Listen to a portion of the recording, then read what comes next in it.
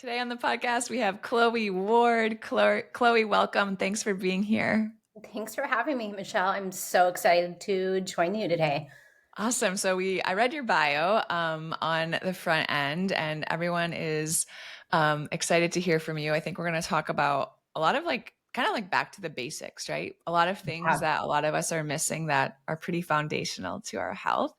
Yeah. But before we do that, can you just kind of share with us a little bit about who you are and the work that you're doing?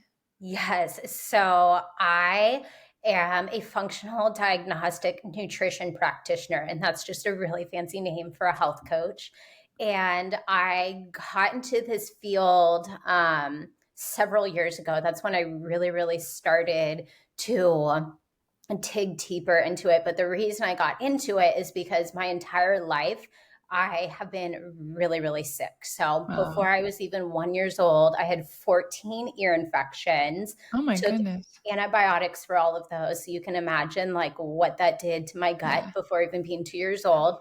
And then as I got older, I had really bad allergies. I was allergic to dairy. Um, I was always breaking out. And then Oh, as I got even older, really bad, painful period problems, hormonal imbalances. I went on birth control to try to fix that. And unfortunately, that did not do anything. It just made my symptoms yeah. worse. Um, After getting off birth control, I unfortunately had a miscarriage. And that was really hard, right? Because I'm getting Yeah. all these tests done. I'm being told I'm healthy. Everything looks good. But at 21 years old, I'm struggling to get pregnant, even though I'm Yeah. healthy and everything looks good. And it took my husband and I 3 years and 5 rounds of treatment to finally get pregnant with Um, our first daughter. And kind of after that, it was just like a ripple effect. My eyes just really open to the world of functional medicine, functional health, and all these other symptoms that I had been dealing with my entire life.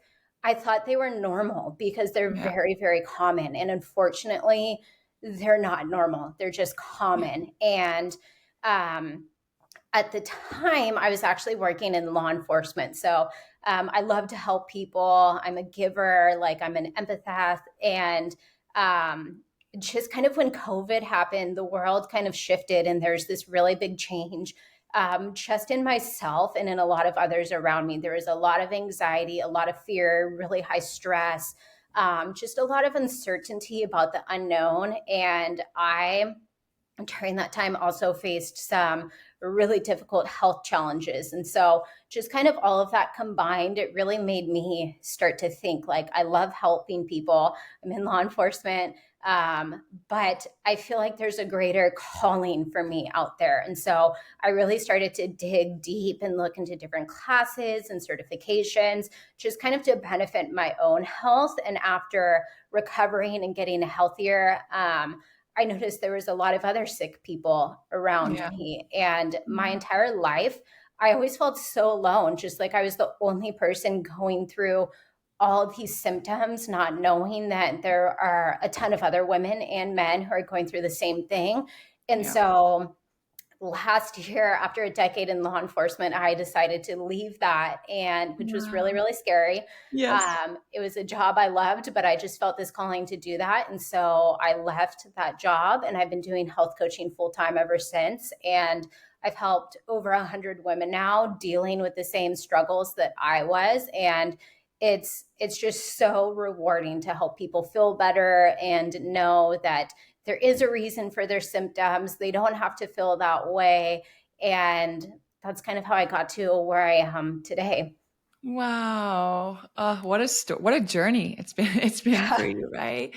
And I can just imagine why you're so passionate about this work because you've lived it, right? You see like the before and after and how much transformation and power there is in just taking care of ourselves at the most basic level. Oh yeah. That's what I feel like is something that's so rewarding when I work with clients is I know how they feel. I've literally Yeah. gone through it all. I've had, Yeah.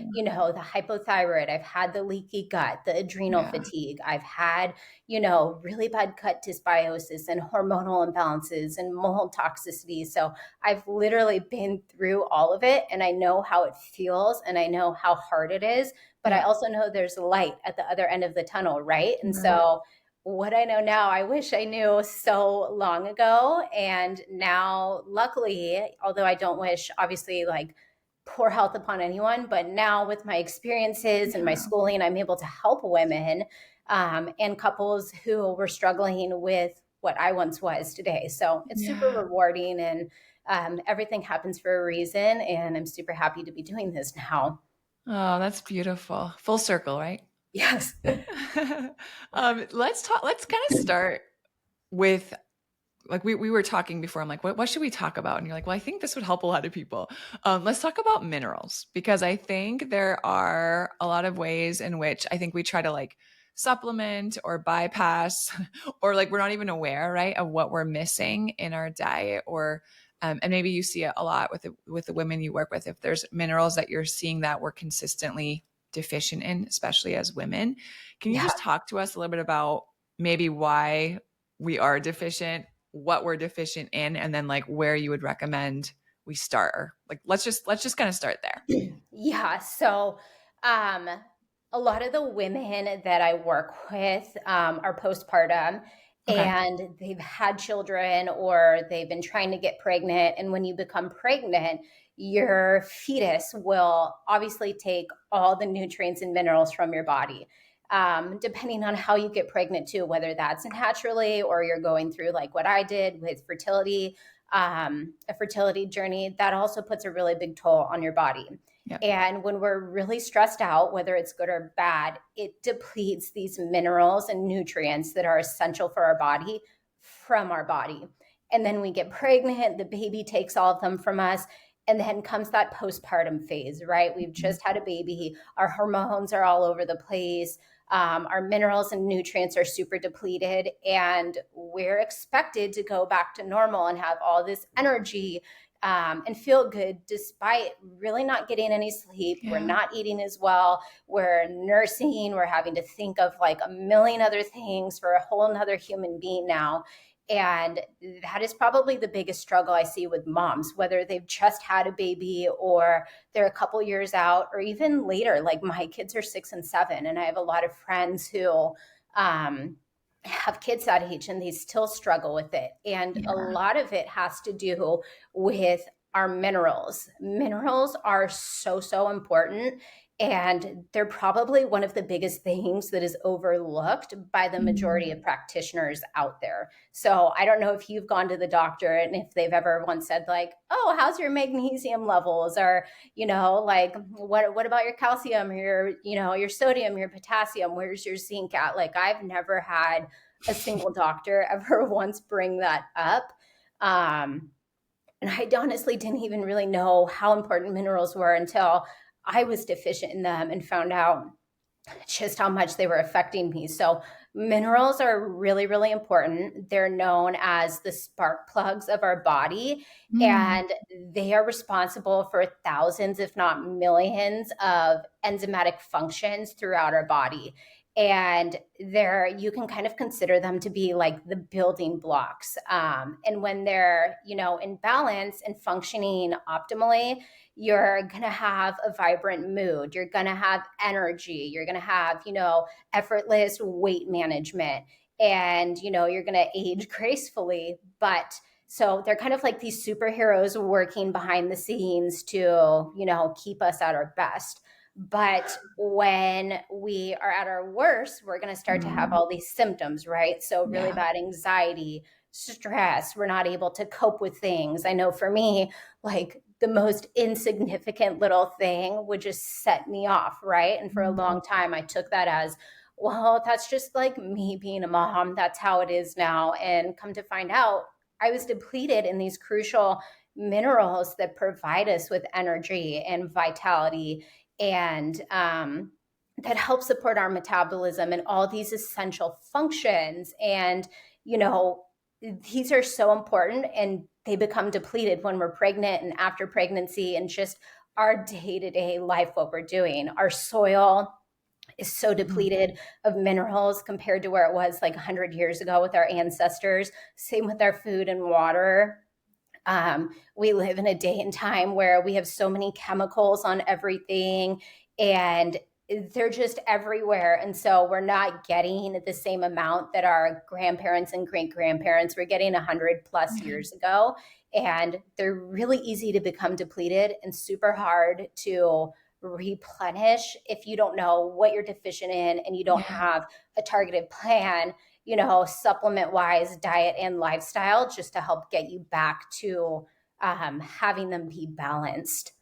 Wow. So what are some of like I would assume everyone has to go and check for themselves, but just generally, what are some of the minerals that you find that a lot of women are not, consuming enough of? And how does Mhm. that tend to show up? Like what kind of symptoms are correlated with those deficiencies? So I would say magnesium is probably the biggest one. That's one of the most common ones. I know it was a really big trend on Instagram years ago. Magnesium was super important. And it is, and that's for a good reason. Magnesium will regulate our neurotransmitters, and those help with our mood and our stress response. And so it's kind of like that catch 22. When we are really stressed out, it depletes our magnesium. And when our Mm, magnesium is depleted, it makes us more stressed out. And so I know for me personally, I was super, super deficient in magnesium. I was having chronic migraines. I was like not sleeping mm, well. I was super agitated. And when I ran functional labs, I found out mine was like completely bottomed out. And I'm like, well, no wonder I can't cope and function. Like, it's not just me being a snappy mom or a bad person. I literally don't have these minerals to help support me in my mood and my cognitive function and all of these other things. And by getting food sources of that and, working on a custom protocol, that was something that really, really helped. I would say another big one is zinc. So, zinc is really important because it supports the synthesis of our stress hormones like cortisol. So, we want to have good zinc levels. That also helps with our skin health, too. So, it's really common when we're stressed out to have our skin break out, we eat poorly. And if our zinc is deficient, that can be a problem also. And then I would say another big one is potassium. I would say that's probably one of the other really, really big ones I see depleted on functional labs. And potassium is the hardest to get back because we okay. need about 4,500 milligrams of it a day. And we're just not eating like we used to. People are eating a lot of fast food, a lot of Mm, processed food. We're not eating as many like whole foods and organic produce and good quality forms of animal products. And so potassium is just super, super important in the transmission of like muscle function. It affects our energy levels, and it also helps with reducing fatigue. So all mm, these moms who are tired and burnout and have no energy and fatigue, it's like, well, this is all contributing to it. We're deficient in yeah. these minerals.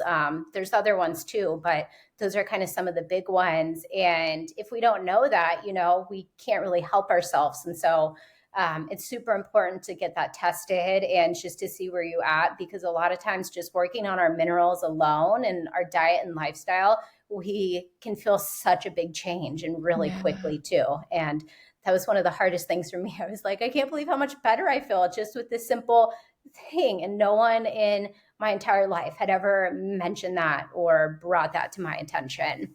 Yeah, that's so helpful. I know with magnesium in particular, maybe with the others too, there's like so many different forms, right? Mhm. It's like I'll go on Amazon or something and I'm like magnesium supplement, and then I get all these different like magnesium Yeah. citrate, magnesium glycinate. I'm like, I don't even know what the difference is between any of these.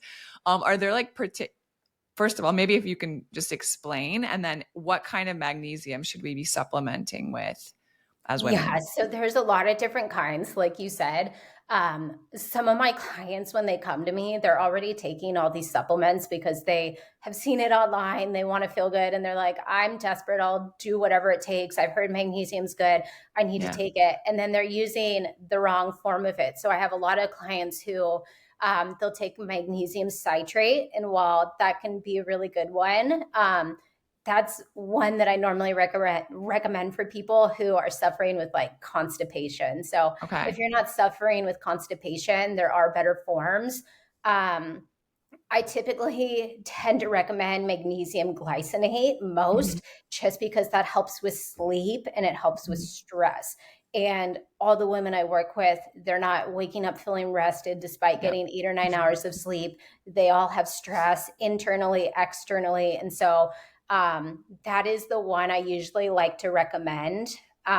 With magnesium, though, we really need to make sure that our sodium and our potassium levels are balanced, because if we start taking magnesium just kind of cold turkey, we need it to stay in our cells and we need it to help do all the things so that it's designed to do. But if our sodium and our potassium levels are not sufficient, we're going to have a really hard time having magnesium actually work and be beneficial. So, in addition to having like the right type of magnesium, it's really, really important to work with someone who knows what they're doing. So you're testing and not guessing, and Yeah. that you're taking the right amount. You're making sure that, all the other minerals are kind of in place. Otherwise, it can have detrimental effects, right? If you're taking things before your body is ready to take them. So Mhm. that's kind of the other thing that I dealt with too, that I felt was so frustrating. Like I was so desperate to get better, I would take anything. But the internet and Dr. Google is full of like so many contradictions. And unless you really know what's going on with your body, you can Yeah. cause more harm than good. But in general, with that being said, magnesium Yeah. glycinate is my preferred form, just for those in general who struggle with sleep and stress. And I typically, depending on where their mineral levels are at, will have people supplement with that before bed Yeah. just so they can have a relaxing sleep and wake up rested. And it helps with that stress response. Yeah, that's great.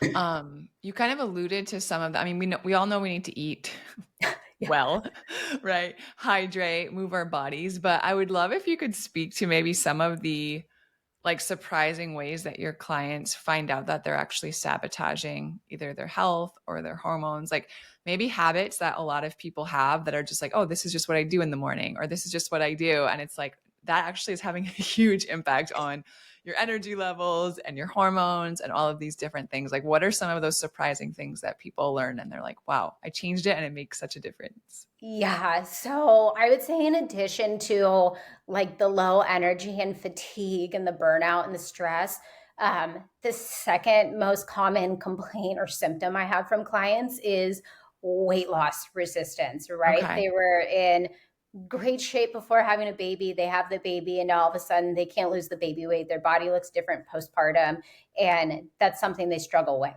And so, a lot of times, I'll see clients with good intentions do things that they think they're doing to help Mhm. with that. But instead, like you said, they're sabotaging. So, one of the really big things that I'm like a really firm believer on, like, don't fight me on this, you will not win, is we need as women to have breakfast. And we need Yes. to have it within, I would say, 30 to 90 minutes of Yes. rising, typically an hour. And I've seen a lot of people, and I've been guilty of it myself too, who will do these intermittent fastings and they only eat between like a 6 or 8 hour window, depending on Mhm.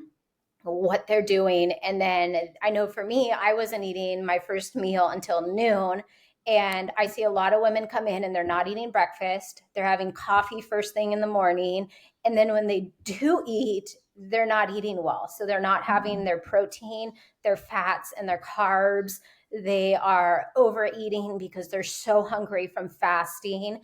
And they are really making the issue worse when Yeah. in reality they're hoping it'll help and it won't. And that's because when we wake up, we should be hungry. Being Yeah. hungry is a sign of a healthy metabolism. And when we're not hungry, that's a really big indicator that something's going on. And I know Yep. not a lot of people know that. And when they find that out, they're like, oh my gosh, I had no idea. So we wake up and we're not feeding our body, Yeah. which is a really big stressor.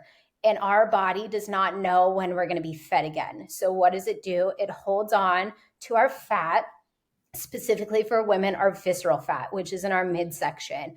And it holds on to it because it's in this fight or flight. It doesn't know when we're going to feed it again. And so it's doing it to try and keep your body safe. So that's already Mhm. working against you. Then you add in things like having coffee as soon as you wake up, and you're just totally taxing your adrenals. You're drinking this caffeine, it's releasing cortisol, which is our stress hormone, and it's an internal stressor on our body, and it kind of just puts us in this vicious cycle for this emotional roller coaster throughout the day. We're having, dips and spikes in our blood sugar. It's making us more anxious, and then we're not eating. So then we tend to have this afternoon crash as well. So then Yeah. what do people do? They tend to a coffee or energy drink, and they're still tired. And then when they go Yeah. to bed, they end up being wired and not tired, even though they were exhausted all day. And so it's this Right. really, really vicious cycle. And so for me, before we even get labs back, we spend the first month really working on what is called dress. So our diet, our rest, our exercise, our sleep, and our stress reduction. Mm. And all of these things are going to be really, really important throughout not only like the protocols we do, but for the rest of our life. And a lot of the things that we do are free and they're cheap and they're very accessible, yet they're some of the hardest things to do. And after just years of not doing them, we really have to rewire our Yeah. brain and change our lifestyle and our habits. But once we start to do those and we add in like stress reduction and supplementation and work on these like diet and lifestyle changes, it's a big game changer. You finally Yeah. start to feel well, and you have these lasting vitality and energy, and you then have the tools to help keep you healthy when you're done with me. So eating breakfast is like so important. That's one of like the biggest red flags I see with people. And that's just because we've been Yeah. fed. There's so much information on the internet, and what works for one person doesn't work for another. And a lot of these studies have been done on men, and they're just very different. They're built differently Yeah. chemically. And so, that's one of the biggest things is teaching people, the basics, learning to eat, learning to have meals every 3 to 4 hours, Yeah. making sure we're drinking enough water, and making sure we're having 1 to 3 bowel movements a day. I have some women who have gone like over a week at a time with not having a bowel movement, and that's so bad. We need to be having that every day to eliminate toxins. And so just kind of getting back to the basics, like you said earlier. Yeah. Yeah. It's so true. I saw something on Instagram yesterday, and I don't remember what the context was, but it was basically like, what is the most like basic foundational thing you could get better at today? And that's what it was alluding to, right? Like we want to make like all these complicated things, but it's like, how about we just improve our sleep today? How about we just improve our hydration today? Like what's the Yeah. most basic thing we can just get better at today? And that's probably going to have a way bigger impact than this like huge complicated routine.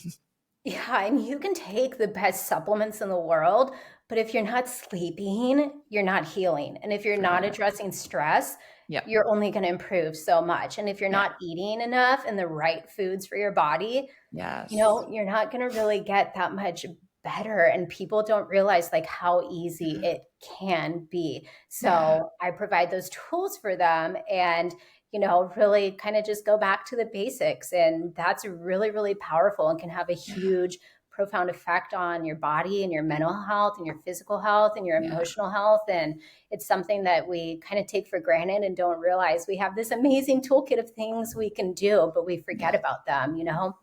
Yeah, it's so true. It's simple, but I think it's not necessarily easy, right? To like unlearn so much of what we learned and then Yeah. dial it all back. Let's talk about sleep because especially in postpartum, postpartum sleep is brutal. What is But sleep? I feel like it took me. years probably to even be able to sleep through the night again after having my youngest. But when, the women that you work with, what are some of your like best practices for sleep, or what do you think a lot of people are misunderstanding about sleep, and how can they improve their quality of sleep? So, like I mentioned earlier, a lot of women in particular, we have this really wonky schedule. We're exhausted throughout the day. And then at nighttime, we get this second burst of energy and we're wired and we're not tired. And we have been so go, go, go all day that now the kids are finally in bed, the dishes are done, the laundry's put away. We want to have this 30 minutes or hour of peace and quiet to ourselves. Mhm. So, what do? We go on our phones and we're either playing games or we're on social media, we're scrolling TikTok, we're catching up for everything that's been going on through the day. And that is so detrimental for our health for several reasons. One, the blue light from these screens and these electronic devices are very, very stimulating. And at nighttime, we release melatonin, which is going to help us start to fall asleep. But when we have these devices and they're emitting all this bright blue light, that is signaling our brain, hey, it's actually not time to go to bed. Yeah. It's time to wake up because there's this light here. And so that really throws a wrench in our body. And a lot of people don't know that. And so one of the Mhm. biggest things I work on is getting off your electronics at least 1 to 2 hours before bed. Yeah. And I know how hard that is. Like, I have been that exact person that I just described, and I know that's really hard. But Yeah. if you can switch that out with something like journaling or Yeah. doing a puzzle or a coloring book or even just reading or taking Reading. like an Epsom salt bath, doing something else that doesn't involve being on your phone or laptop or watching TV, Yeah. that's going to be really, really important. Um, One of the other things that I also recommend is getting sunlight first thing in the morning. And a lot of people, I know it's really hard when you have kids and we're super rushed in the morning, but this is something that's very, very important. I know like today it's super foggy out, but even going outside for 5 to 10 minutes in the sun or fog is going to Mhm. be really important to help reset our circadian rhythm, which is our Yeah. 24-hour biological clock. And so we are meant to be diurnal, so awake during the day, asleep at night. And the sunlight really helps kickstart that for us. It's like, okay, it's time to shut off melatonin. It's, bright. We're meant to be awake. And then when the sun goes down, we're supposed to follow that pattern where we go to sleep at night now. But for a lot of us, that's kind of the opposite. We're not getting sunlight. We're inside all day. When I was working in law enforcement, I was inside a lot. I was a Mhm. supervisor. So I was at a desk job all day, and I would get to work at 5:45 in the morning when it was pitch black. I'd be inside all day at a desk, and then when I would leave at 6 o'clock at night, the sun was already going down, so I Yeah. wasn't seeing sun all day long. And Mhm. even if you're not in that type of job, but if you're inside all day and we're not getting the sun or anything like that, that's really, really hard. We need the sun. We need that vitamin D. We need, to let our body know it's time to be awake now. And Yeah. so that's a really simple and cheap and free, not even cheap, it's free. We can do that. Just wake up, go outside for 5 to 10 minutes, and just sit there and close your eyes, and you can pray or listen to a podcast or just sit there in silence. And that's something that I really look forward to now every day. And that's something so simple that we can do. Yeah. Um, One of the other things that I really recommend, these are like kind of my top three things, is to really just establish a good bedtime routine. Yeah. I know a lot of us, that's really, really hard when we have little kids or multiple kids or even just one kid. And, one parent might not be home, or bedtime, we have the bewitching hour and everyone's tired and cranky and it's really hard going to bed. But that was something Mhm. that we did for my kids, even at a really young age. It was like, okay, we're going to take a bath. We're going to brush our teeth. We're going to read a book together. We're going to pray, and it's lights out. And it's the same for adults, right? We need to really wind up at the end of the day. Okay, everything's put away. Let's shower. Let's brush our teeth. Let's get in book and read. turn out the lights by 9 p.m., make sure we're in like a cool environment. There's no light. So we have blackout blinds. We're putting our phone on Wi-Fi, or turning off the Wi-Fi, excuse me, putting it on airplane mode. And we're really just sticking to this routine. Our body thrives off of routine. It wants routine. And so creating a good bedtime routine is really, really important. And I see so many clients where they're like, oh yeah, I watched the news before bed. And I'm like, that's really bad. That's going to give you so much anxiety and stress in itself. Let's Yeah. not do that. Let's maybe read a book instead, or like I said, journal, or take a bath like with Epsom salts, Yeah. help get some magnesium in you, just relax. And I find that once a lot of clients they start to do that, they feel a lot better too, Yeah. because when they're scrolling on their phone at night, it's really easy to lose track of time. And all of Yeah. a sudden it's 11 o'clock. And then when we're up at 5 or 6 in the morning, it's really hard because we didn't get enough sleep and our Yeah. quality of sleep isn't good. And so Yeah. those are all really simple things, like no electronics before bed, sunlight in the morning, Yeah. having a bedtime routine that we can do.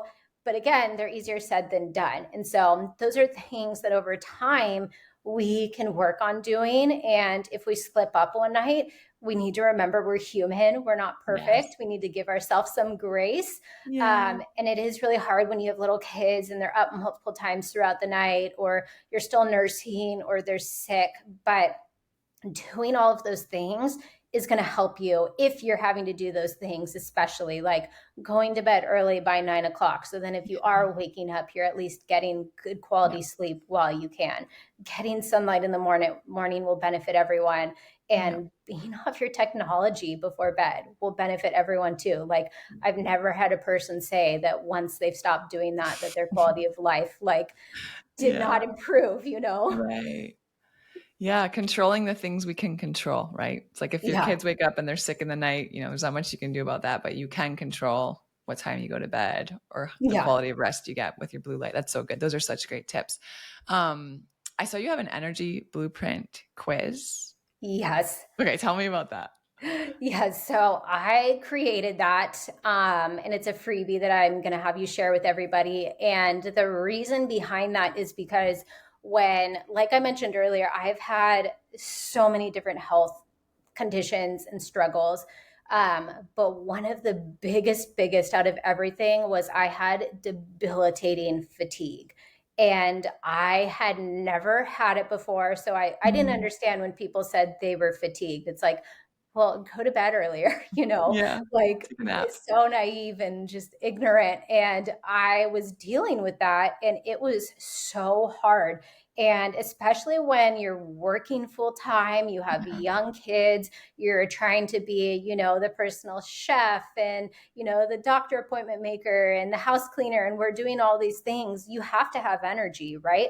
You're not going to be a good mom. You're not going to be a good employee. You're not going to be a good partner if you are fatigued and burnt out and don't have the energy to provide to your family. And so through me, or I should say for me, I did all this functional labs and found out what I was deficient in. And like I mentioned with minerals earlier, found out what was causing these different reasons why I wasn't having energy. And so yeah.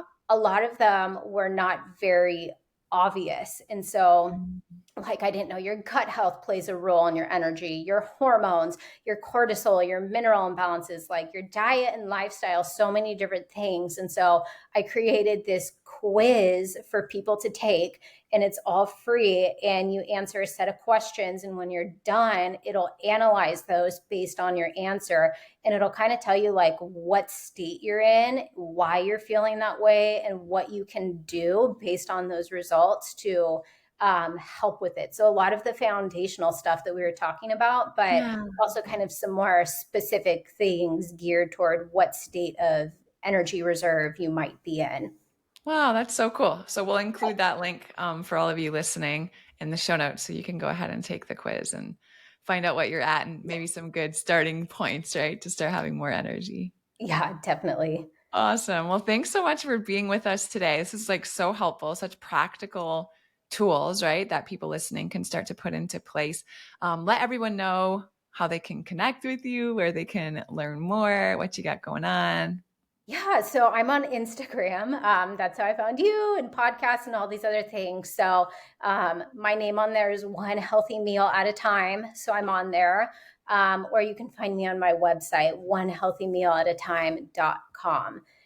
But on there, I have a lot of information, a lot of freebies, good, valuable insights on, just energy. And if you Yeah. feel like this is what it could mean. And yeah, happy to have you guys follow along. Amazing. Thanks so much, Chloe. Thanks for being with us today. Yeah, thank you so much for having me, Michelle. Yay.